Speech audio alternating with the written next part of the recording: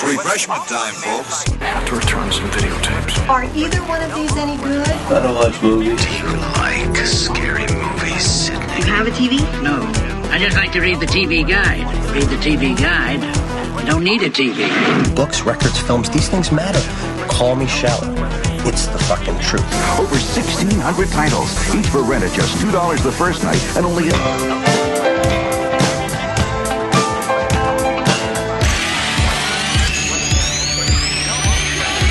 Finish it. I don't watch TV. Yeah, but you are aware that there's an invention called television, and on this invention they show shows, right? Tonight on 6 Ed World. Okay, I want channels 18, 24, 63, 109, 87, and the Weather Channel. Welcome to the Frog Brothers Podcast with your hosts, Justin and Alec. Welcome to episode 11 of the Frog Brothers Podcast. I'm your co-host, Alec, and I'm here, as always, with Justin. Hello, welcome to the show. What have you been... It's a Jar Jar Binks. Oh, Annie, it's your favorite podcast. We the Gungans like the Frogger Brothers. They live in the waters. What's everybody going to do this week? What have you been doing this week? So Jar Jar Binks was really sad to find out that Star Wars Celebration for 2020 was canceled, Annie. So that was a big breaking news today. But it's hard to be disappointed with Star Wars news like that when the debut of Cleaning Up the Town, Remembering Ghostbusters drops on Crackle for free to stream in the USA starting on the 18th day Of the 6th month of the 2020th year. And then, of course, Reunited Apart was this morning, so I got to check that out, and that was pretty awesome. What'd you think of it, Alec? Yeah, I liked the Reunited Apart they did with, obviously Back to the Future and the Goonies. I didn't really watch the Lord of the Rings one. I might go back and watch it just because I used to like those movies more, but, they're okay. I'll watch them every once in, 5 years or something. But Nerd confession, I've never seen any of those all the way through. I think I saw part of the first one, but I straightened it. Or wait, that's something Egon says. Yeah.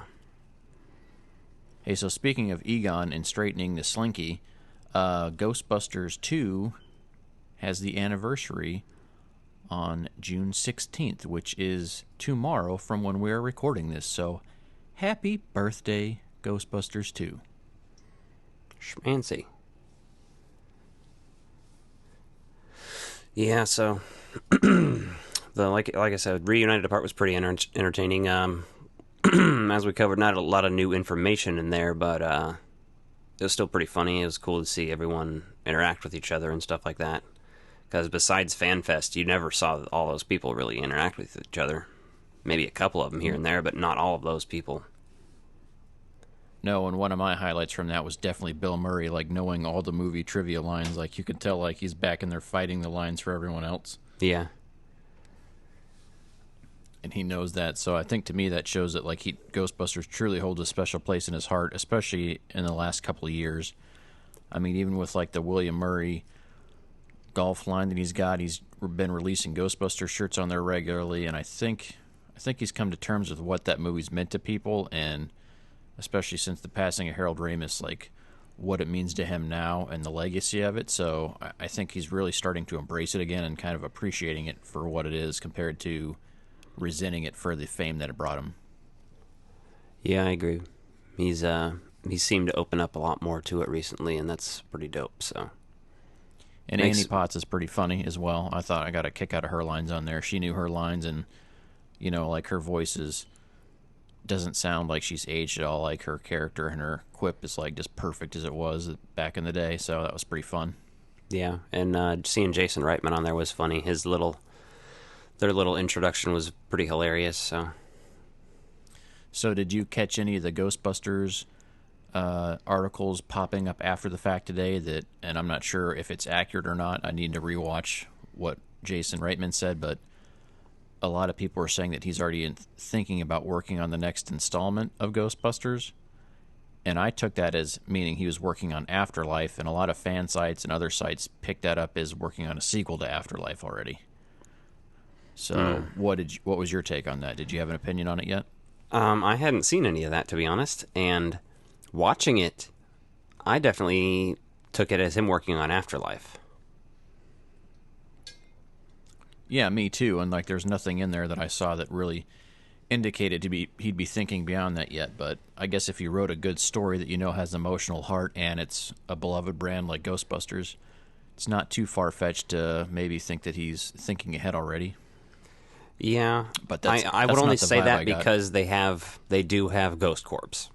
If that didn't exist, I would say, no, fuck that. They're going to wait and see how this movie performs financially 100%. Since there is a fucking studio that's dedicated to Ghostbusters-related material, it's not unheard of that they would be like, listen, this is really fucking good. If they got like an early viewing of it, and they're like, what do you got else? You got something else for us? What else can you write with this? Yep. Who knows? So while we're on a Ghostbusters kick here, I will say that there's been some really good information online. I think Charles Fincher and somebody else in the some of the fan groups online mentioned that the second release of the Kenner Classics Real Ghostbusters figures have a different SKU number or a different part number. So everyone that pre-ordered probably wasn't having their pre-orders fulfilled. Like I had a thing, I've gotten several notifications saying it was like on back order. And yet I looked up the new SKUs and ordered a set of the 4 figures and canceled my pre-orders for the other one since I already have a set of those. So I wanted a set to open and a set to keep in package. So you may be able to get online and order a set of the new ones. Yeah, I'll probably have to do that. So big difference is on the top, the first release said, "We ain't afraid no ghost" in the yellow font in the upper left, kind of up near the peg hook, and then on the second wave release, it's missing that. So somewhere between the first production run and second production run, they decided to drop that. So not sure what the thought process was. So we'll see. You want to move on to this episode by episode this week? We now return to the Real Ghostbusters. Diane, 11:30 a.m., February 24th. Entering the town of Twin Peaks. Pretty good. Bill Murray's the funniest man on the planet. Episode by episode. So, episode by episode. We, the last 2 podcasts, we kind of skipped over this for a minute. But, we're back with Extreme Ghostbusters, episode 9. What are you Killjoys. Yeah, Killjoys. So anyone out there who loves clowns is going to fucking love this episode. If you're scared of clowns, watch this so we can hear about you being scared of clowns more. Yeah, this is a pretty terrifying episode if you're a kid who's scared of clowns. Oh yeah, it was definitely good. I liked how it had vibes of Killer Clowns from Outer Space and some vibes of the TV miniseries It. Yeah. It's a really good episode, so let's get into it. It has one of those little bumpers at the very beginning where it's playing like a little version of the theme song, and Eduardo and Garrett are kind of quipping back and forth at each other. Yeah, as it kind of shows you a preview of that. I almost wonder if that was like something that was a preview of the next episode that they randomly just threw on these digital releases. I think I remember these kind of things being played like the commercial break before it would air or something, and then it would come back. Okay, that would make sense. Stuff like that. Yeah, and so then you jump into the normal standard pre-opening scene that kind of sets up the whole episode, and obviously you see this guy walking down an alley. Ponytail guy. Kind of, yeah, definitely kind of a typical 90s computer nerd type of a dude. He has walking down the fucking alley ponytail and bow tie. Yeah. Getting scared by a clown, so he gets scared by this clown, but he also is like laughing, and then the clown basically has this tongue thing with teeth that come out, and it eats him / dissolves him or something, because basically it just leaves a pile of clothes. Yeah, it kind of absorbs him. then they do the theme song, Ghostbusters. Your 90s butt rock Ghostbusters, gonna kick you in the balls again. And so, they're hanging out at the firehouse, the Ghostbusters are. Slimer, I noticed, is napping on Eduardo. I was going to say, those two are snuggling like a fucking dog and a man on a couch. Right. And, but they're telling jokes and shit. Kind of setting the theme of the episode here of laughter and shit. And, Kylie's obviously not laughing at any of this shit. No, and Roland is, like, cracking himself up. And then they can't wake up. Like, Slimer and Eddie are both just, like, passed out on this couch, right? Yep. So then Garrett gets this bag of chips and pops it really loud to wake him up. And Eddie pops up off the couch and knocks Slimer up into the ceiling. Slimer sticks and then melts, lands on Eddie's head, and it looks like he's wearing, like, a bust of Slimer as, like, a costume. Before he, like, you see that he's just slimed Eduardo's head and covered him. Yeah.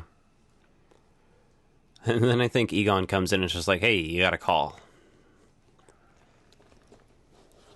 Yep, so we see them back in this alleyway where this guy was consumed, and a little lady comes out, and she's got her, a mask on her face, like a face-cleansing pore mask or something like that, and curlers in her hair, so kind of spooks the Ghostbusters there, kind of tricks the audience, the viewer, to think that, oh, this is a clown here, but really she's just coming out to say she reported it. She's like, yeah, I thought it was weird, and I figured I'd call you once he melted and his clothes landed on the ground. Right. Yeah, and she said something about it having huge feet, and Eduardo was like, what Bigfoot did this? Yeah, there's Bigfoot jokes in there, which is perfect for tonight's episode, because we'll get to Bigfoot later. Exactly. And so they kind of spot this ghost here, or not this ghost, but this clown going around town or whatever, and then Kylie gets picked up by it, and the clown gets pissed at her because she won't laugh and, like, throws her down, and then moves on. Yeah. I was kind of pissed at her for not shooting it, though. I was like, come on, you're a Ghostbuster. What are you doing? Yeah, basically you see, like, somebody's windows open upstairs and, like, the TV's on and, like, you hear somebody, like, laughing to, like, a sitcom or a late-night talk show or something is what they're implying. Yeah, and it's this dude fucking eating and shit. Yeah, basically what any red-blooded American man's doing after work. Sitting around in his underpants, drinking beer and watching television. What I'm doing right now, basically. Except without the underwear. Sweet. Completely bottomless. Breathing it out, Ducking it. Yeah. Yeah. Laces out. Yeah, so, that eats the fucking TV guy. Then, fucking almost eats Roland immediately after this. A different one, I think. Yeah, because Roland, like, winds up laughing at something on the TV show. Like, he comes back out of the guy's clothes on the couch and tries to get him. Oh, yeah, that's what it is. Then Eduardo blasts and traps the ghost, and then he starts singing a song about how he's the Ecto Man. Exactly. Ecto Man got a clown in the can. And, yep. So then they're like, all right, I guess we're going home for the night, because the trail is cold. And Eduardo's like, I don't want to fucking go home. They're dropping Eduardo off at home just because I guess they're probably near him or whatever, near his house. So, the clowns start following him, it seems. And there's a fucking little... no, he finds that Jack-in-the-Box on the stairs as he's getting ready to go up to his apartment. But he sees, like, a shadow before that is what I meant. Like, the clowns are clearly around him and watching him and shit. You see them, like, sneaking, like, from across the roof, they're watching him open the Jack-in-the-Box and shit. Yeah, so the Jack-in-the-Box, like, pops open at first, looks like a normal Jack-in-the-Box, and then it becomes this clown that bites Eduardo, and, like, he gets it off of there, and he runs and gets in the Ecto, and then, like, throws it in reverse and fucking runs the thing over and smashes it, destroys it. So, it's pretty fucked up. But, and of course, like they always do, they do some foreshadowing in there, and, like, I think Kylie notices the cut on him. She's like, oh, you got scratched up there pretty good. And he's like, it's just a scratch. And then he does, like, his first clown laugh. You're like, What? He's like, hee hee hee hee. And he looks yeah, really they fucking animate creepy. the eyes to go with it. Yeah, exactly. Like his mouth, his smile, and his eyes are really fucked up every time he's laughing and shit. Yeah, and so then you go to the comedy club and find the clowns are in there. The clowns have consumed like everybody in there, and of course Eddie has another clown moment where he has one of his ridiculous laughs. And then Kylie's like, "Hey, they're laughing vampires," which is kind of a different take on it, right? Yeah. Because they take the concept of vampires and make it clowns, so it's not like clowns from outer space, not supernatural clowns posing as something else. It's kind of does its own thing with it, which is it's a unique idea to kind of cover some basic concepts. She said earlier in the episode, too, though, that they were clown demons, and they weren't even really clowns. They just take the form of clowns to appeal because to they feed off make laughter, people laugh, yeah. But, like you said, it's still different than them just being, like, a supernatural thing like it.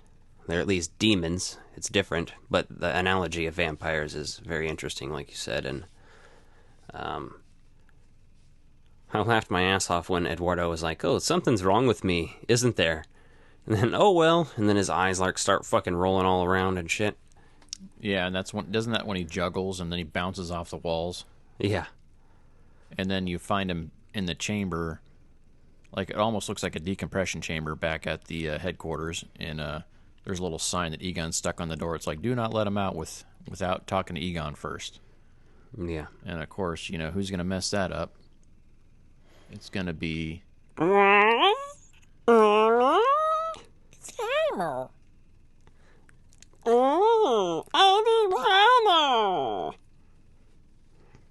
Yeah, you just sound like a cat dying or something, but... No, I think that's what you sound like, so... Well, I think that's what you sound like, so... Well, if I were you, then you'd be me, and I'd use your body to sound better than that. You can't sound better than me no matter who you are. Bullshit. So basically they determined that the clowns want revenge on Eduardo, so they were going to replace him since he captured one of them. And then there's this glove. It sounds like Coney Island, like they talk about like the glove that they'd analyzed and finding like popcorn and peanuts and all that kind of crap. So Eduardo basically becomes a juggalo. A big fan of ICP and Kiss at this point in time. He's got his makeup on and everything, and he's ready to drink some Fago. So he's got some. Real quick, I'll interject. There's an episode of Dexter's Lab, and I shit you not, it is the same plot as this episode. Dexter is bitten by a clown, and he slowly transforms into one. And it's fucked up and weird. But it happened, so. Well, good to know. Figured I'd point that out. Yeah, so then, kind of moving along through everything, Eddie winds up eating Roland, and they catch a ghost, and they go get another trap, and then they catch two more, and then they think they've got the ringleader, and they don't, and Eddie doesn't change back, so they wind up finding out this ringleader is like this big building, and then it kind of grabs everybody and starts to tickle them, and I'm like, is this some sort of tentacle porn? Because this looks like this is going to lead into tentacle porn, and it's really uncomfortable and awkward for a children's show. I didn't see that, so maybe you watch a lot of tentacle porn. No, I just thought it was weird that it was like tickling Kylie, because the way like they focused on Kylie the whole time, I was like, well, you didn't really try to tickle Garrett like that, so. Well, Garrett has he's numb in the legs, He probably can't feel his schlong, I guess. I really don't know, man. I don't know how that works for Garrett specifically. Jesus Christ, Walter, there's just some things you don't talk about in public. They say it's a sin to play with your prick, but I wish I could. Yeah, Born on the 4th of July. Speaking of awkward stuff, so then once they defeat this and Egon comes and saves the day, basically with some modified proton pack that, they blast this main clown demon ghost, and then, of course, everyone reappears, And Roland reappears, like, kind of hiding behind a shed naked. And then they make a look. They're like, well, we need to go find out who else. Well, like, I bet there's more nudists around here. Pretty much. They kind of make a half-assed joke about it. And that's basically where the episode wraps up. So it was definitely a fun episode with the clown lore kind of being mixed in there. You can definitely feel like the vibes that it's getting from other stuff that inspired it. And it's always kind of fun to see different genres of stuff kind of pop up in what you're in there with, right? You know, so clowns are known to be terrifying. And to my knowledge, I don't recall the real Ghostbusters having done anything like that. So yeah, kind of cool to see something different on here. And it kind of breaks up just the ghost of the week every time being the same old thing. And yeah, this is a really good episode as far as like it's memorable. I remembered a lot of this episode, and it's a cool concept. It's fun to watch. Like, it's not a filler episode. You know, if I was ranking episodes, this one would be one I would consider. So, yeah, overall, it's a good episode, start to finish. And really, anytime you see a ghost snuggling its favorite human, you know, that's adorable. Pretty much. So that's episode 9, Killjoys of the Real Ghostbusters. Not to be confused with the My Chemical Romance album. You just said of the Real Ghostbusters. Basically. You mean Extreme Ghostbusters, you punk. Yeah, whatever. Gold jacket, green jacket, who gives a shit? Excuse me.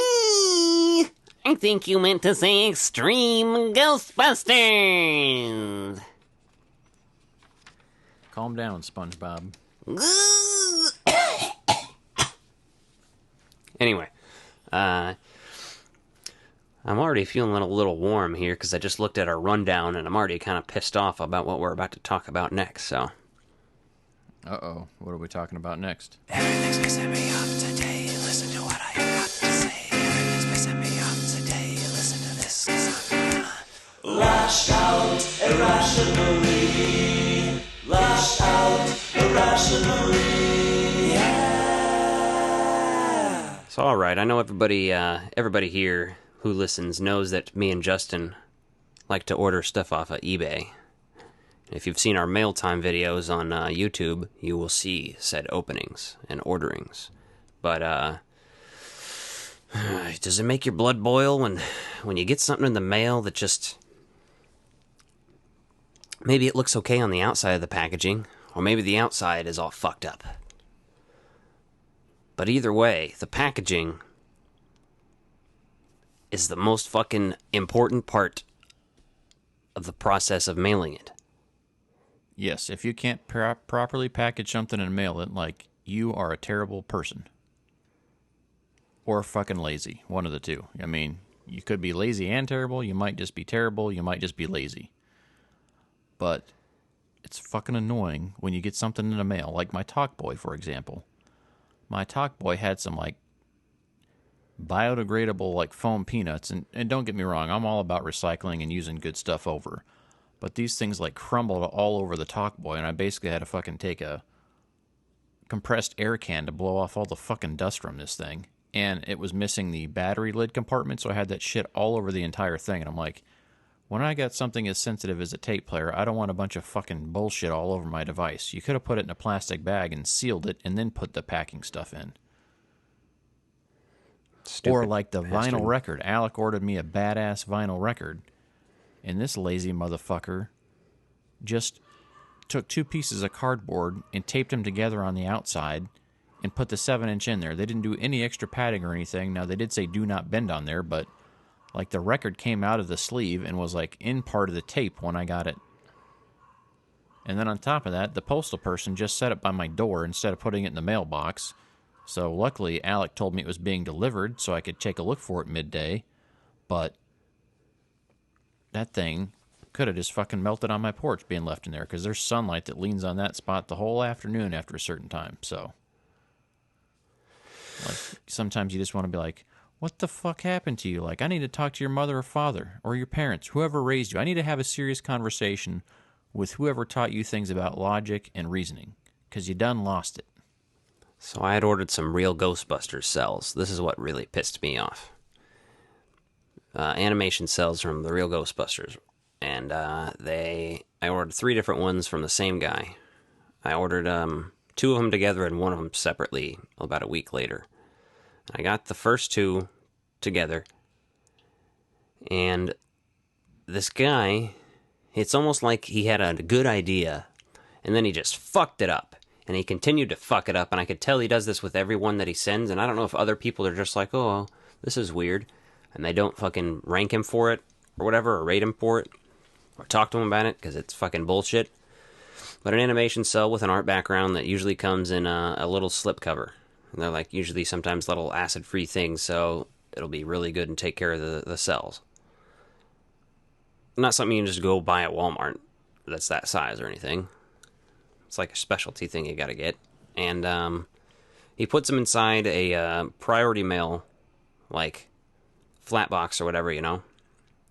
Which is fine. That's a good way to keep it there. But he fucking takes off one of the side of the tape strips that you get and sticks them to it. And that shit is permanent, basically. I don't know if you've ever opened a priority mailbox. You can't just unstick it. It rips the thing. Like, that's the point, is it'll stay shut. So it fucking ruins the packaging for those. So all 3 of my animation cells are without shit like that now, basically. They're all fucked up, and luckily I fixed the problem, but...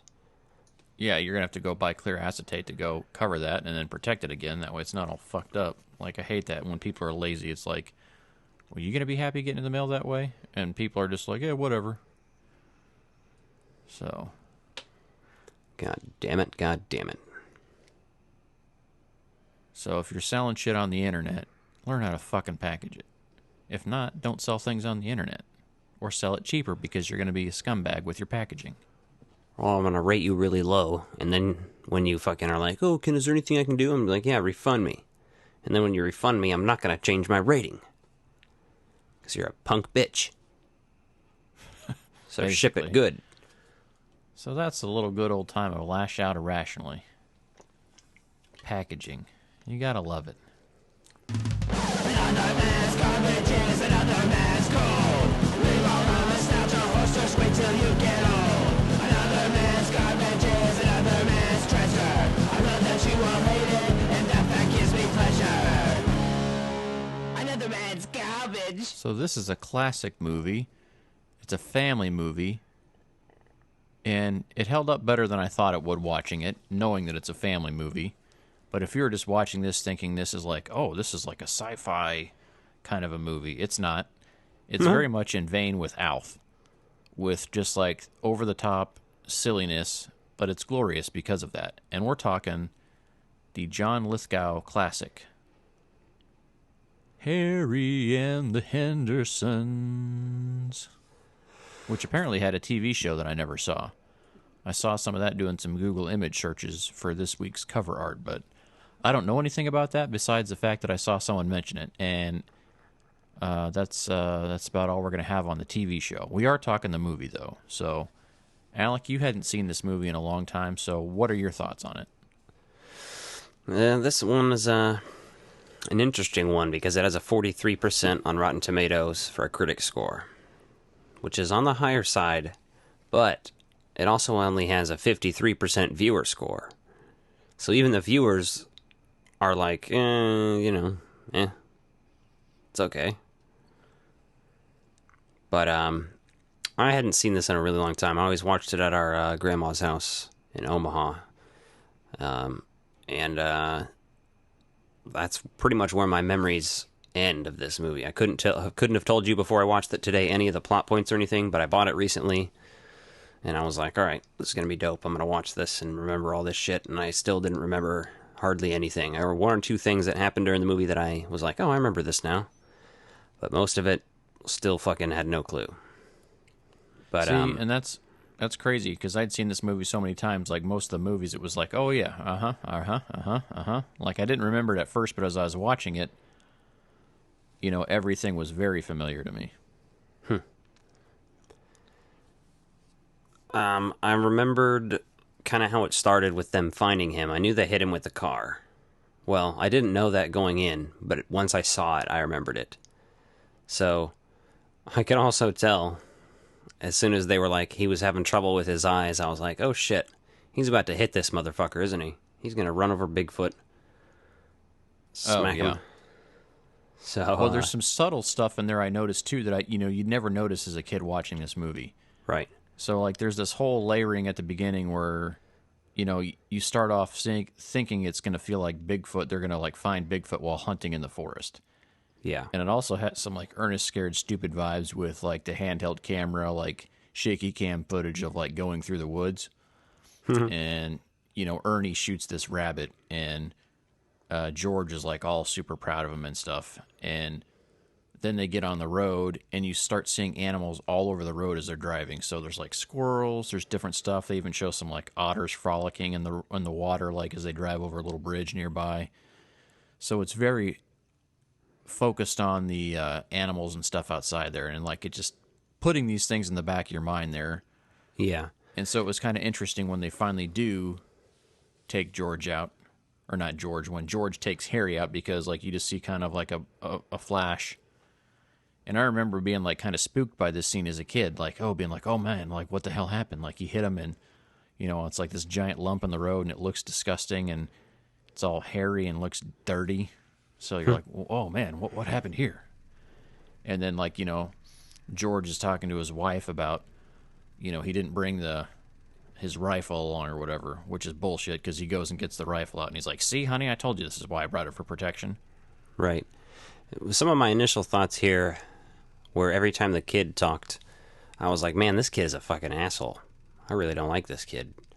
He's all about murdering and shit and like wants to murder the shit out of all the animals here. And obviously I'm not that kind of person. So I was like, what the fuck is wrong with this child? But it's just, it's just the writing of the movie because he is obviously going to change his ways later. But yeah, that's a big part of the movie. At the beginning of this movie, you're like, you hate these people. You're like, well, they're a bunch of kind of assholes. Yeah. And, but disliking them gives them the chance to be redeemed later through the story, which is kind of a big thing. Like, I would say if this movie had a plot to it, it's about everyone's redemption, which is kind of weird for a kid's movie. But if you think about it, you're going to have a moral of the story.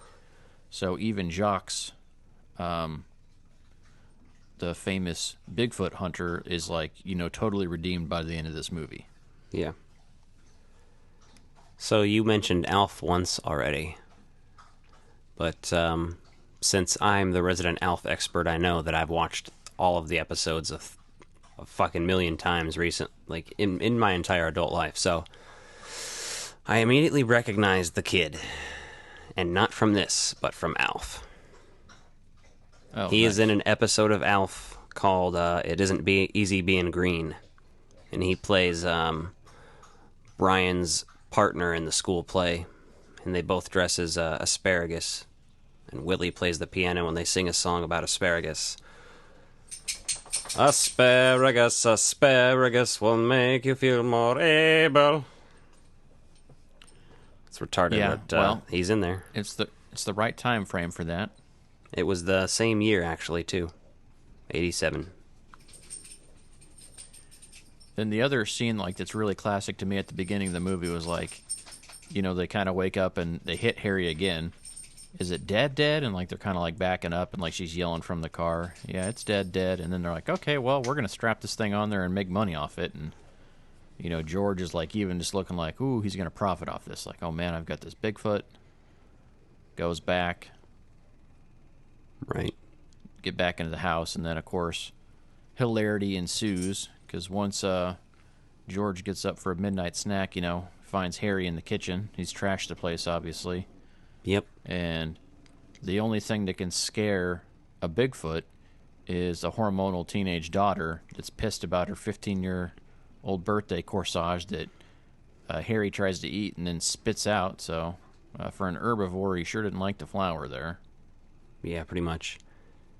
That was pretty interesting. Yeah, I thought that was funny because, like, if you've ever met our sisters, especially when they were teenagers, you know what kind of a raging psychopath they could be. So it's not too far-fetched to say that someone would be upset about something as a teenager, both male or female. I'm not saying like neither one of us ever lost our cool over shit. So yeah. So Rick Baker did the makeup for Harry. Did you know that? No, I didn't. Do you know who Rick Baker is? You heard the name? What's he? Yeah, I've heard the name. What's he known for? He's a makeup artist, but I wrote a bunch of things down that he's known for. All the way back to King Kong, 1976, Star Wars, 1977, Men in Black, Videodrome, Batman Forever, lots of stuff. Okay. Yeah, I could see that then. But he said that Harry was his favorite creation at one point, so that's pretty funny. For a Bigfoot, like, he does have a lot of emotions, like, and they're able to articulate that very well, right? You see that in Harry, because, like, he's just goofy looking enough that, like, he can be frightening with the right angle, but then, like, look really, like, bizarrely charming. Like, a charm that Chewbacca never had, but... He still looks better than the 2001 or whatever Planet of the Apes. Oh, yeah. Like the Mark Wahlberg one. Practical effects. The other thing about this movie is, like, it really carries the story of, like, not harming animals and stuff, like subtlety in there, subtly in there. Because Harry sees, like, this deer head on the wall, like this deer trophy on the wall, and is, like, trying to find the back of it, right? And so he's, like, reaching around the wall, like, trying to pet the back of the deer because he likes deer, he lives out in the woods. And he doesn't find it, so he gets kind of pissed and punches a hole through the wall and still can't find it. And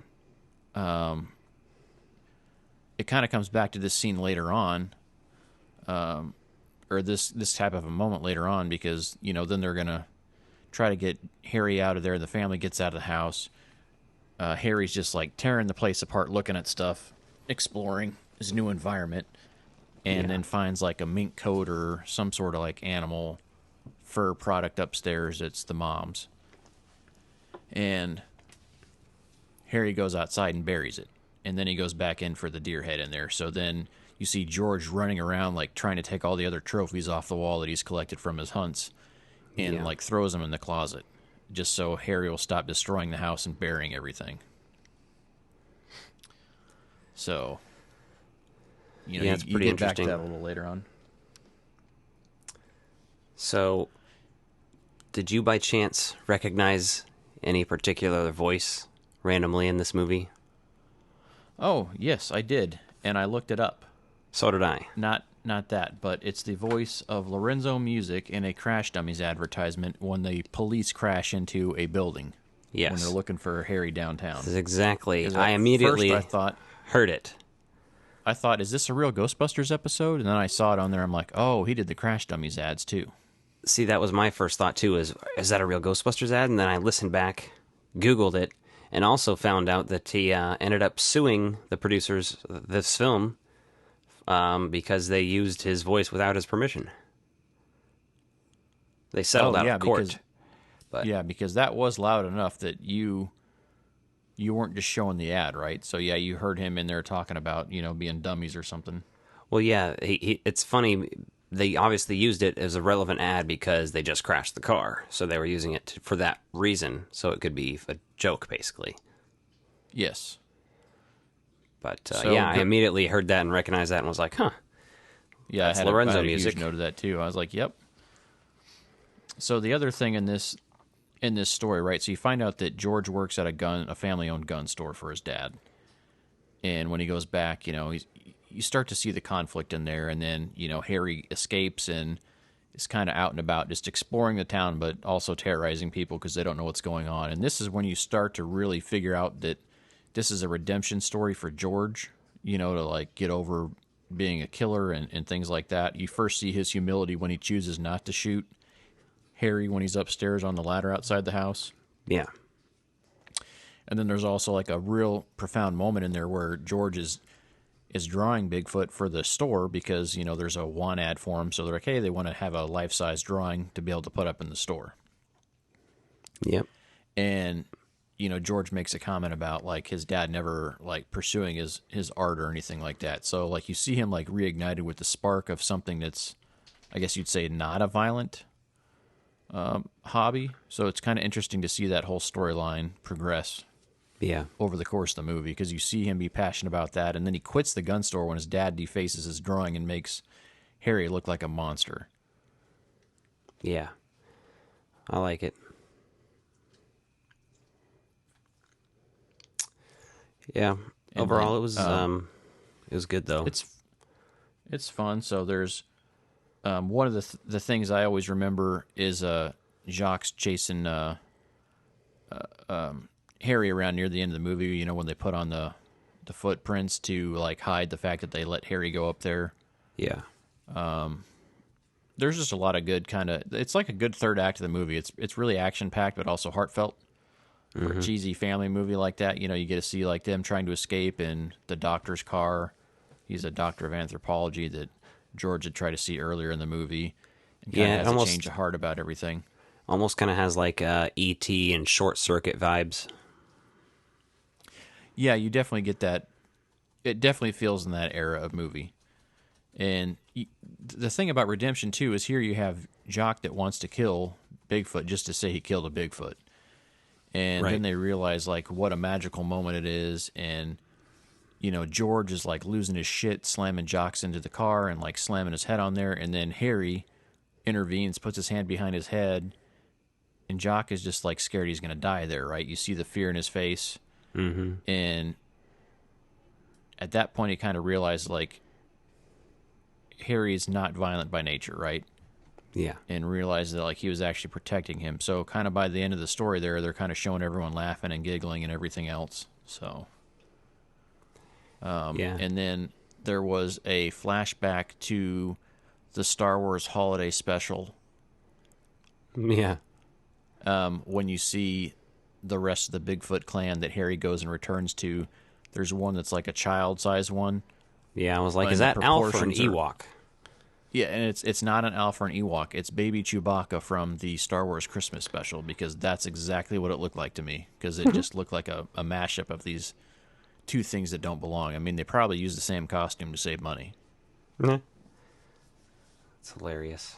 This was Spielberg produced. Yep, Amblin Entertainment and Universal Studios released. So, Harry and the Hendersons. Give us your thoughts on Harry and the Hendersons. Let us know, did you watch it as a kid? Did you like it? What do you think now? Have you watched it recently? And it's so campy. Like, the last line of the movie is Jacques saying, whatever. And he says, there's always Loch Ness. So, like, he's still going out for his pursuit of the unknown. So, wish that could have been a whole other movie I feel like they didn't capitalize on. Harry and the Loch Ness Monster. Top five. Top five. Top five. Top five. Top five. Top five. Top five. Top five. Top five. Top five. This is top five. So our top five this week is John Candy movies. And when I say John Candy movies, I don't mean just movies that John Candy was in. I mean more starring roles. So when you first hear this list, you're probably going to be like, fuck you, you got it wrong. And I'll explain when we get there. That being said, Alec, what's your number five? Okay, number five is a movie I watched a lot as a kid. It came out in what I call the well, I don't call it anything, but it's one hell of a 4-year period where John Candy was in fucking awesome movies.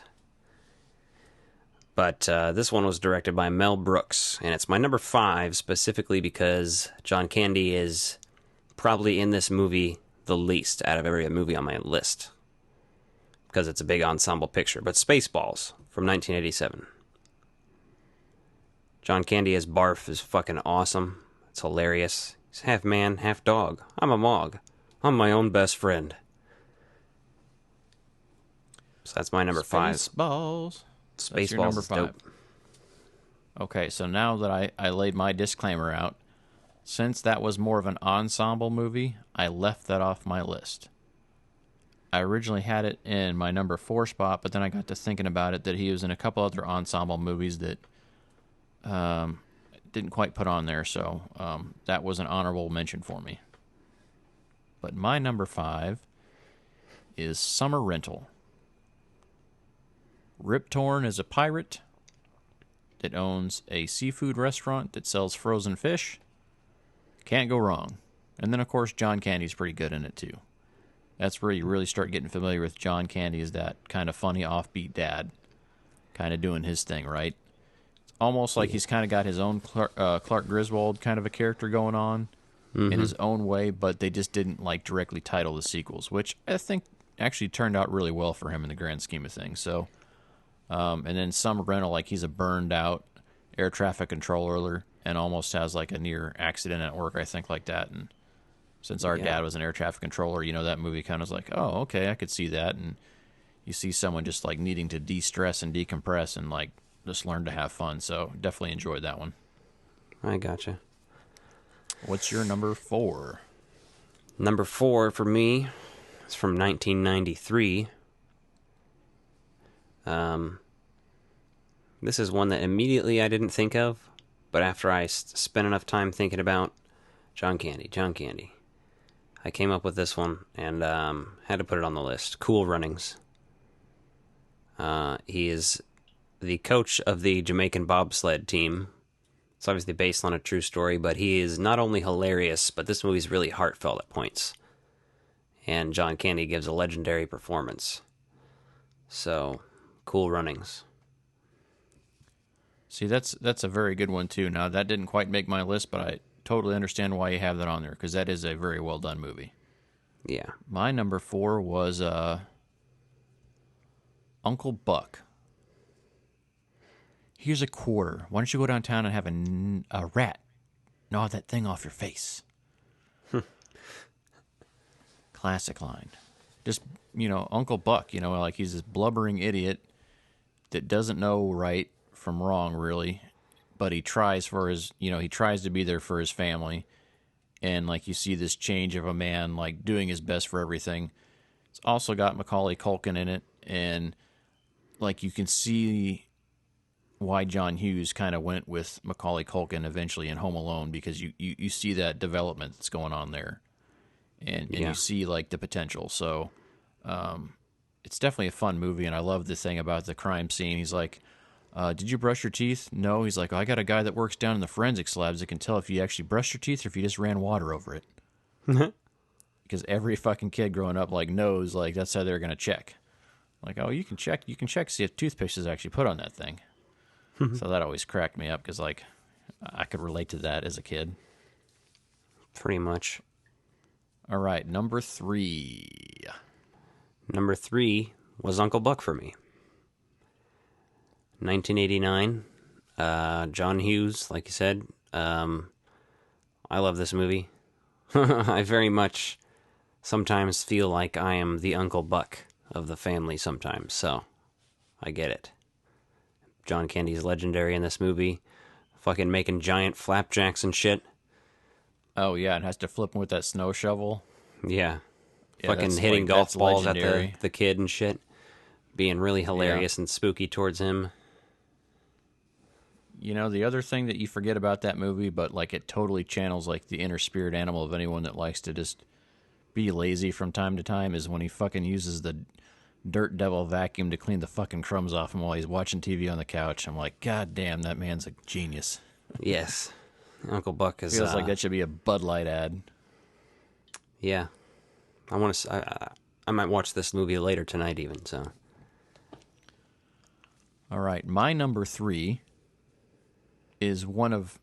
Actually, was the last movie he was in that was ever released. Second to last shot. None other than Canadian Bacon.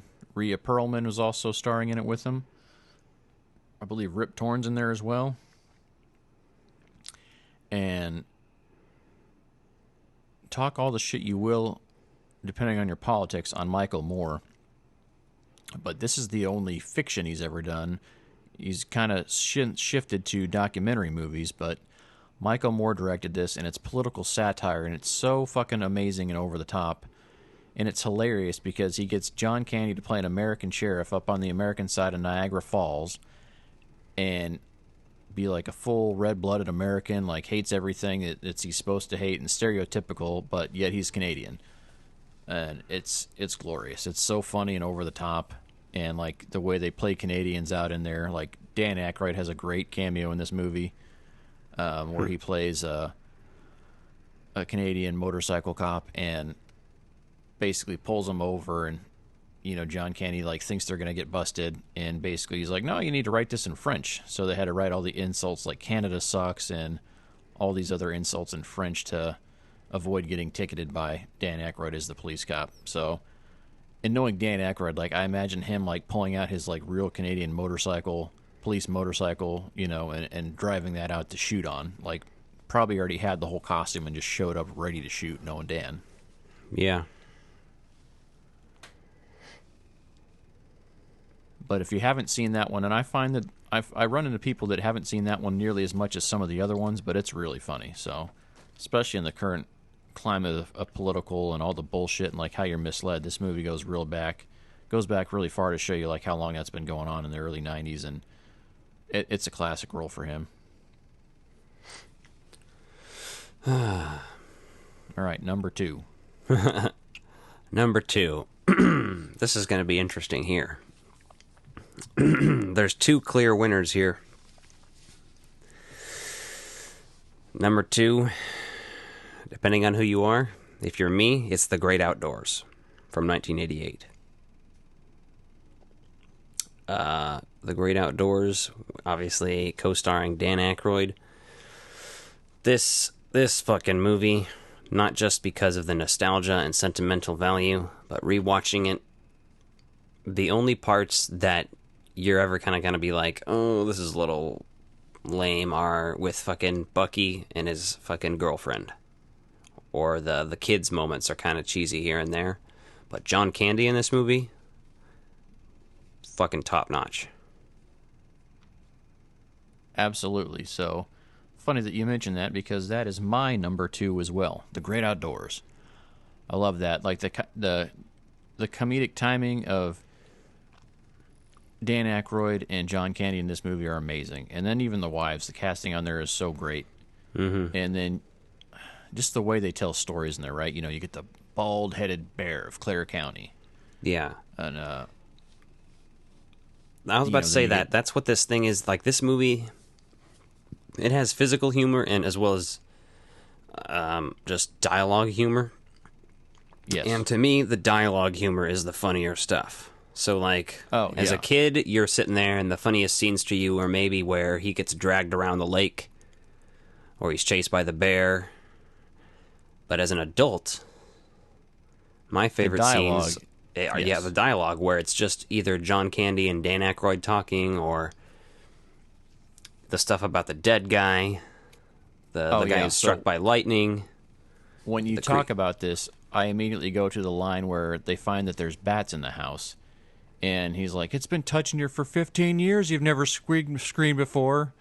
And Dan Aykroyd thinks he's talking about, or he thinks his wife's talking about his package, and then she's talking about the bat that, like, flies by or something.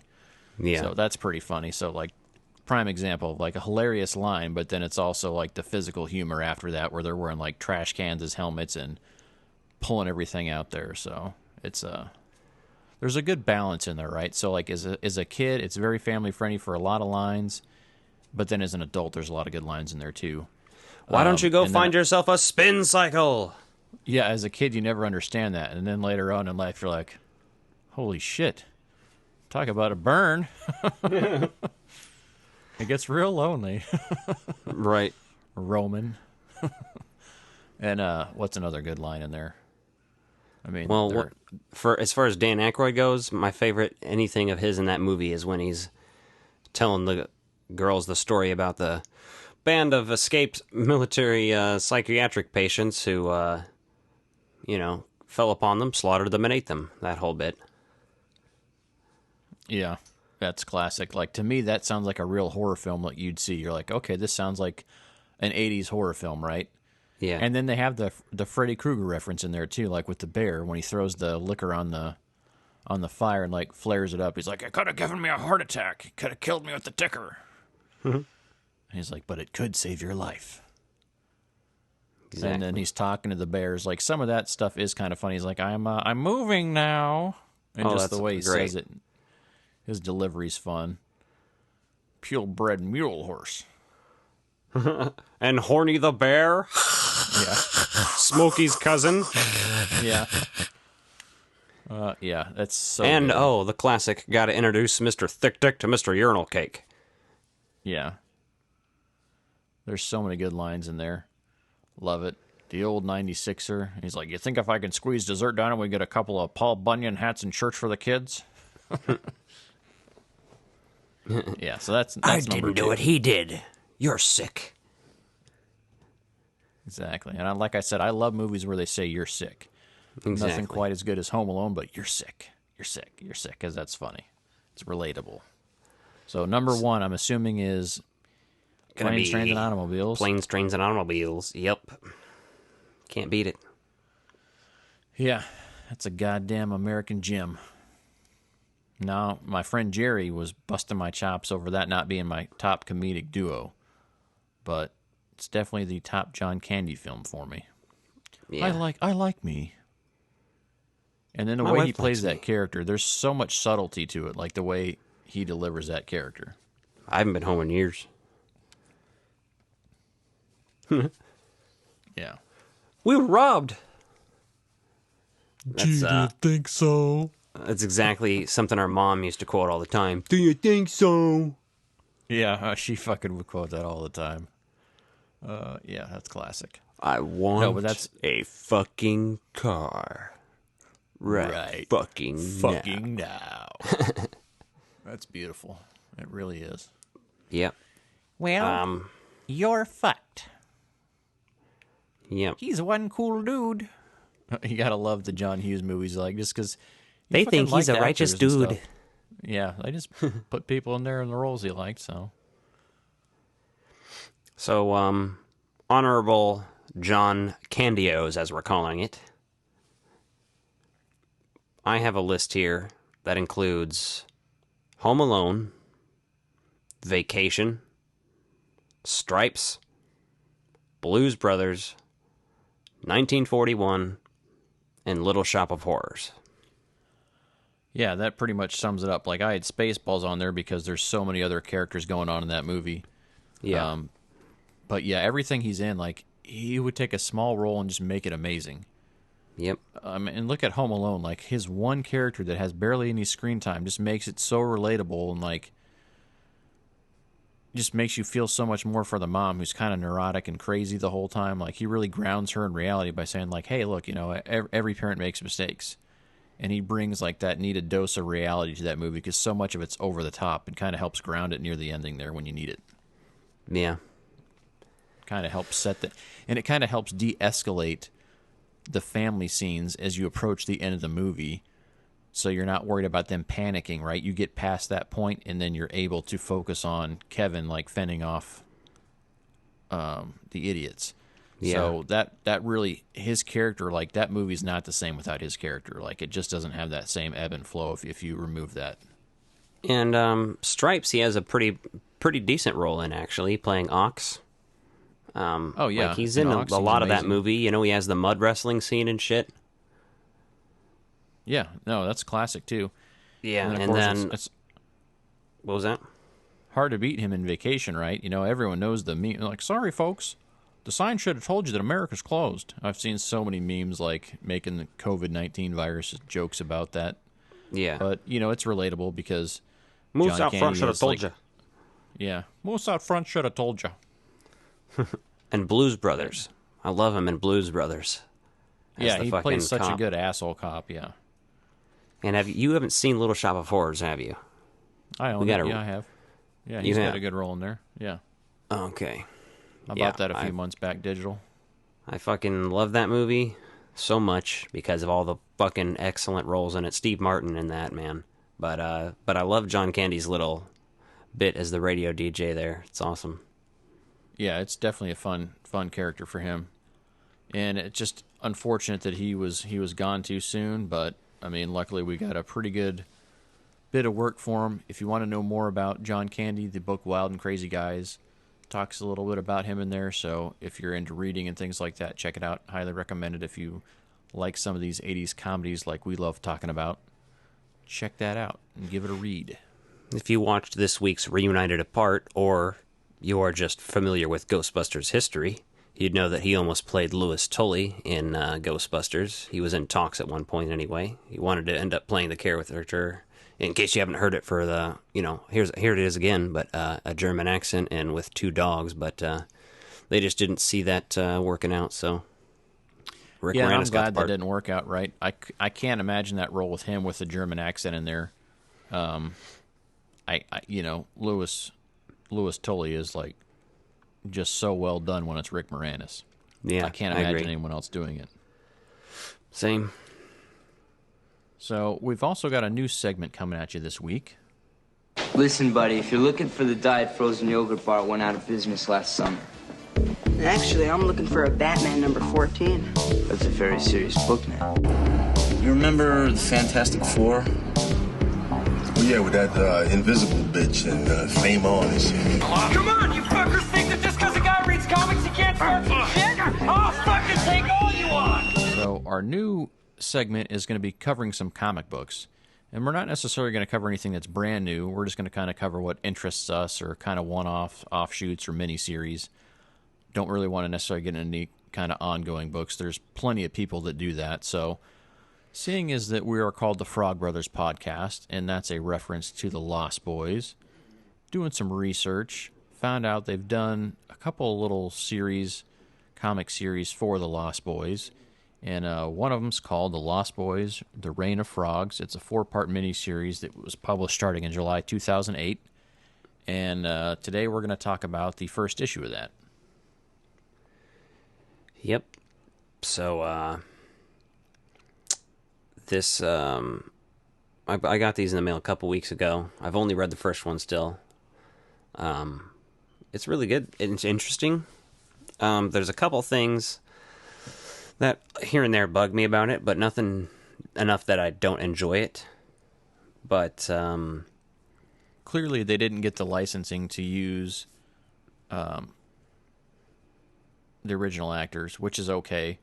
But you're so used to the iconic looks of who they are that to me that was one of my biggest issues with the work. The art wasn't bad; I just didn't necessarily feel like them in each of the panels.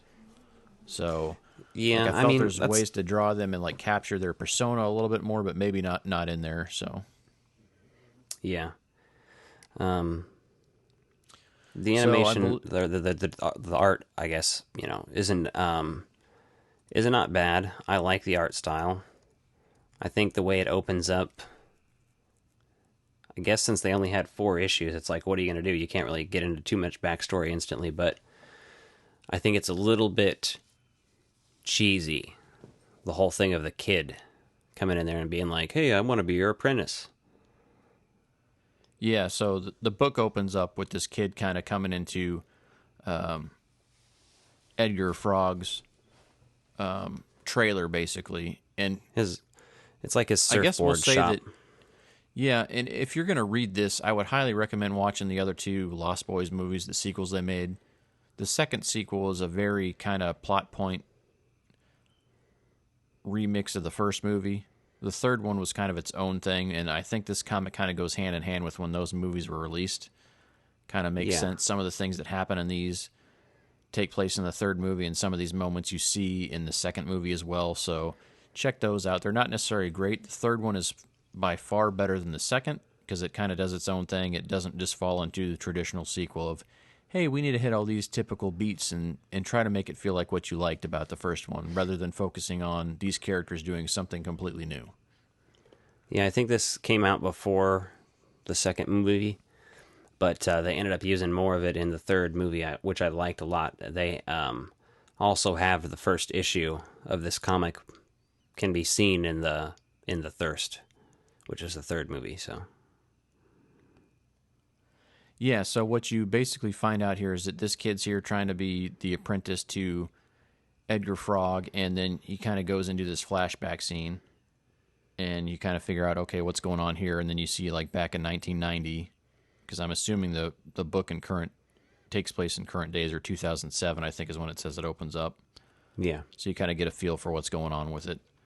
So in 1990, they're in Washington, D.C., and they kill some senator vampires and some of his minions up there.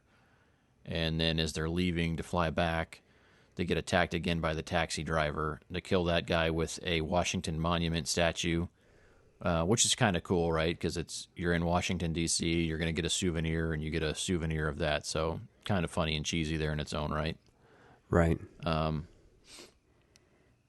It's kind of like it's making an alternate history, right? So it's kind of taking things that you'd normally expect and know, and it kind of talks about how back in the colonial days, when we were colonizing America, that like they left to avoid the vampires that were in Britain. So kind of gives that alternate story there, and it says like all the technological advances they had came from vampire hunters trying to find that, and what they call that, the Van Helsing Society of Vampire Hunters. Yeah. So, and they get the Medal of Valor for killing these vampires, and like shows it to this kid. It's like the Van Helsing Medal of Valor or something. Yeah. Did you happen to catch the cameo that's in the comic book there? At what point there? So when you see Edgar calling back to the comic shop that his parents are working in while they're out of town in New York in 1990, there's a guy talking about Michael Keaton's Batman character in there. Mm-hmm. And it looks to me like their version of Ethan Suplee that's in Mallrats, and then later on from My Name is Earl. And it looks like his character kind of in Mallrats, just the way the head's shaped. And it could be coincidence to me, but like you see a guy that knows about comics from Mallrats, and then you see him in this book, and like that's immediately what I thought of when I flipped to that page and saw that art panel. Yeah, what's that character's name in that? Starts with an E. Something Black. But yeah, I know that's funny. Then issue 1 kind of leaves you the cliffhanger. It shows you a vampire, and you're trying to figure out who it is, and it just says that they're waiting for him, and they realize they're back in California now. So, and then like issue 1 leaves on a cliffhanger there. So, really, for a comic, it's a very short story, right? They kind of vary in length sometimes. So this one was really compact. So just enough to get you into it. I think like it wasn't anything earth-shattering for me, but I'm like, okay, I am interested in where they're going with the story, having seen the other 2 movies. But I think you have to watch the movies and read these to kind of get the most out of each of the different forms of medium there, right? So, yeah. Like I said, overall I liked it. I think the worst part is the kid, because he's pretty cheesy at some points. Like, he comes in there and he's like, spare me the thing, I know all about vampires. And he's like, what are you, 12 or 13? And he's like, he is. But then he also, as soon as he starts telling about the Ben Franklin type shit and the Revolutionary War, he's like, all of a sudden he has like, a monologue where he's like, you don't know what you're talking about. Are you trying to tell me that the Revolutionary War has only happened because of vampires and everything? I don't buy it, and blah, blah, blah, blah. And you're like, well, you just came in there and you're like, I want to learn from you, vampire man. Now you're giving him shit? Shut up. Yeah, and you get the vibe that they're also trying to like say, hey, this is like Abe Lincoln Vampire Hunter, or whatever that story is, right? You kind of get the vibe that they're kind of playing off that like fake historical information, right? You take like real elements and then fictionalize it, so almost like Quentin Tarantino's done a few times. So yeah, you kind of get some of that history. Vibe. Yeah, and it's fun. I do like having a little bit more lore in the Lost Boys world. I don't necessarily know if that's needed. I mean, but that would have been cooler to explore in a movie to me than just like a couple pages of a comic book. So yeah, like I do really like the 1990 aspect. Yeah, it's back in I think time, that would right? be cool to see like a TV series or something of like an animated series of the Frog Brothers after the first movie, but still doing shit like when they were doing the senator stuff and they were meeting the president. That was awesome.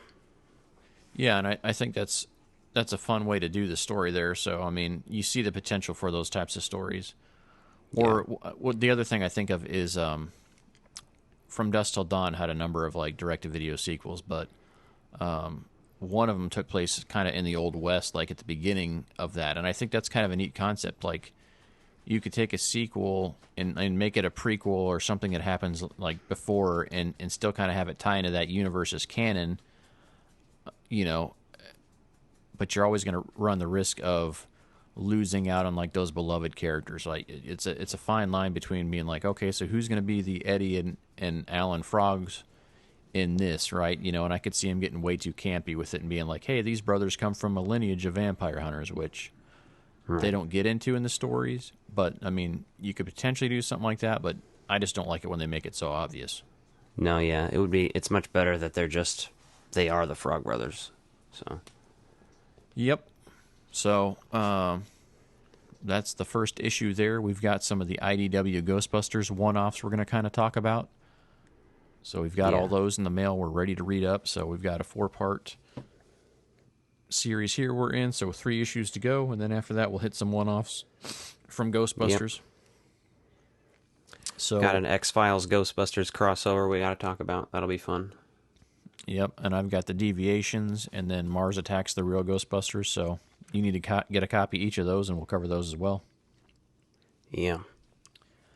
So one big shout-out here, I did a custom commission piece of art from John Yerkeba, and fucking killed it, and got that to me yesterday, and man, I was really happy with that, so I'm gonna have to get a print of that made and get that framed up, because that's pretty sweet.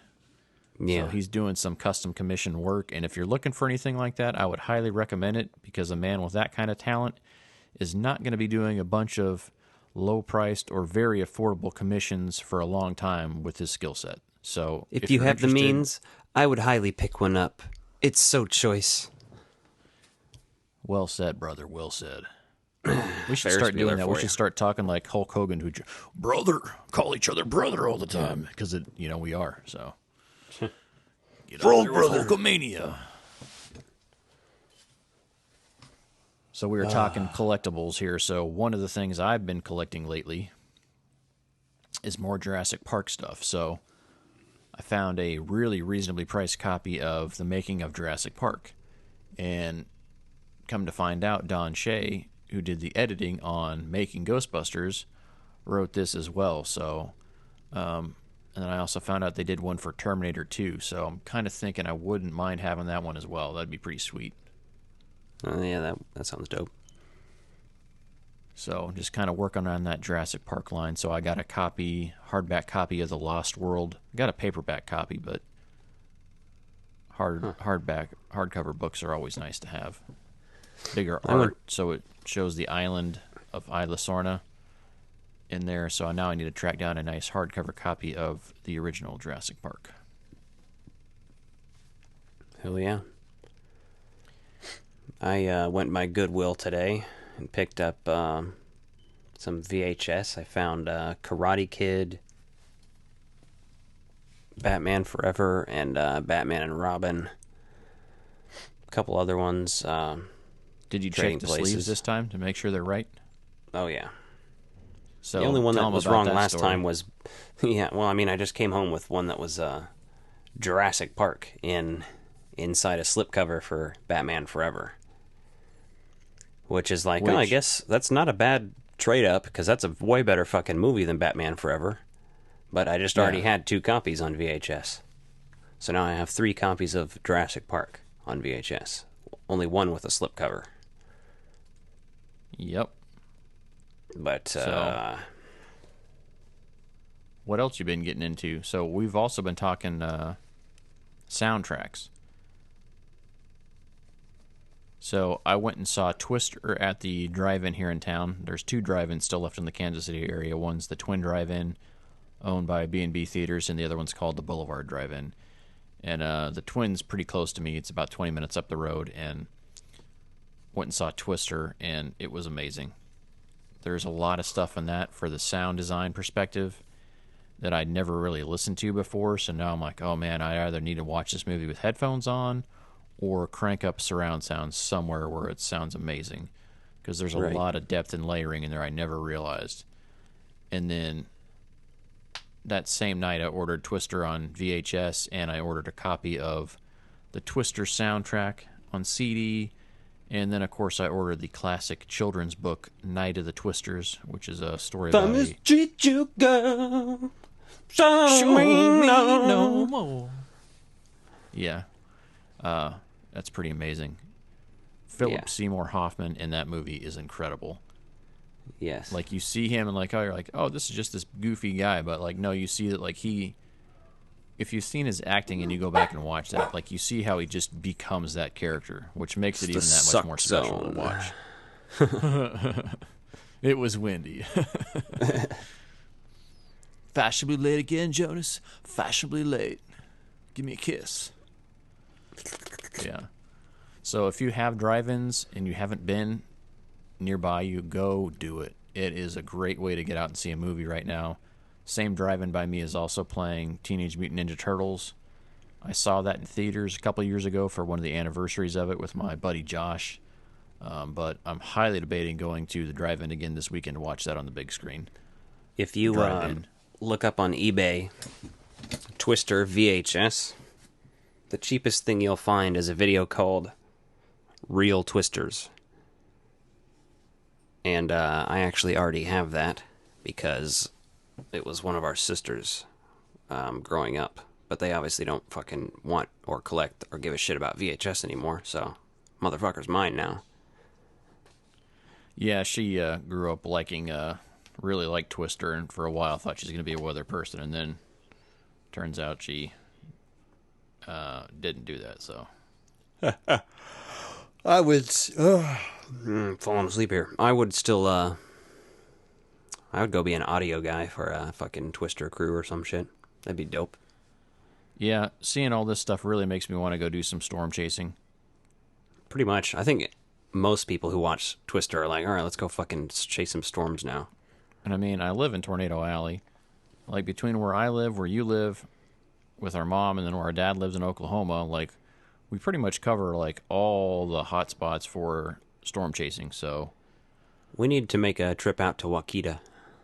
Yes, there's a pretty badass museum out there, I've heard, so I'm thinking that this summer we need to do a road trip. Yeah, they have a festival there, too, sometimes. I don't know if it's annual, but they've done it. It's Twister Day, and they have a fucking parade with the vehicles and shit. People have, like, replica vehicles, and they drive them there, and they fucking, put a fucking Dorothy on the back of a red pickup truck and shit. That's pretty badass. So I was thinking, right, YHS is always saying there's not a toy line for Twister. But you know what the easiest toy line to make in Remedy would be that would be at a very affordable price point? Fucking set of Matchbook cars or Hot Wheels cars. And I'd say more Matchbook because they do a good job of licensing stuff. Like the new Top Gun movie has a whole series of toys coming out from Matchbox under the Matchbox names, even though it's the same parent company. But I would love like a barn play set from the movie Twister that shows the beginning of the movie and has all the vehicles in their fleet, and then you can have all of Jonas's vehicles in their fleet, right? And you're looking at what, maybe 15 or 20 cars or something like that, and you could have a really cool play set, at least something that's Twister merchandise that would be available, right? So if you know anybody that works for a toy company, make that happen, because every other movie car has been made. So give me both of those trucks. I want to see the yellow Jeep with a Dorothy in it, and have the accurate Dorothy numbers in each of the cars, right? We don't want any kind of nonsense there. And the trailers and the barn burner, wherever else they're keeping these extra ones, so they can all come out of there. The school bus, I think someone all the shit. I think someone could do something really awesome. Or you could do a drive-in play set, right?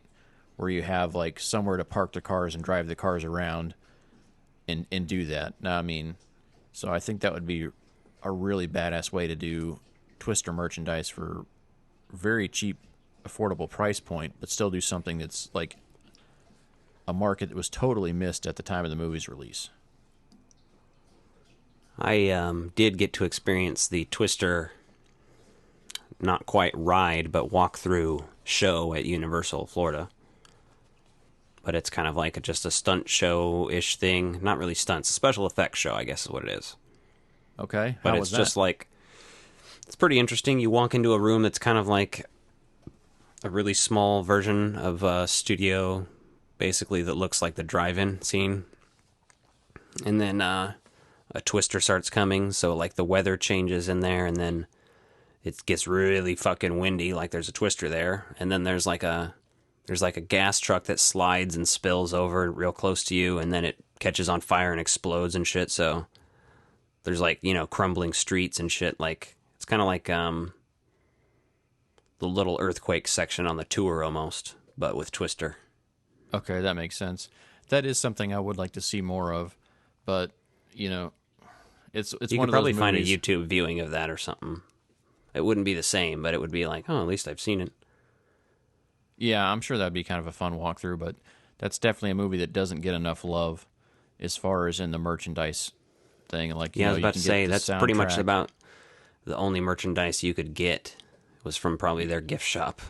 Yeah, Universal. Actually, that's not a terrible idea. Jump on the internet and see if I can find a vintage Twister shirt or something. Because you can find some posters and teaser posters and stuff, but the merchandise out there is limited. So Yeah, if you know the somebody only that thing works I've found is like some Universal Studios cups and stuff that say Twister on them, but they're really expensive. They're like thermos cups, so they're not like plastic, but they are plastic thermos cups, but they're, you know, they say Twister and Universal Studios and shit on them, but they're always like $40 or $50 and shit. Yeah, but if you know anybody that works for Mattel, especially with Hot Wheels or Matchbooks, tell them my idea that we want a Twister Matchbooks? Matchbooks. Stroking out over here. That's fine. I was thinking of the band Matchbook Romance. Matchbox 20? No, not that band. That band's trash. Matchbook Romance went from having a really emo album to having a really good album to just disappearing. But that's enough of that.